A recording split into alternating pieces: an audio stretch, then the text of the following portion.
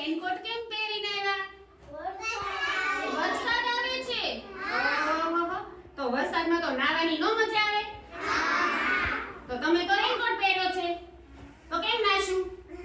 કાઈ નહીં, જો સ્કૂલે ભણવા આવે ત્યારે રેનકોટ પહેરીને આવાય ને. નહીં તો ભીના ભીના કઈ લખવામાં, વાંચવામાં ને કઈ મજા આવે બીમાર પડી જઈએ. ચાલો, બહુ સરસ રેનકોટ પહેર્યા છે, તો આપણે મેઘરાજાને બોલાવવા છે. વરસાદને બોલાવવો છે.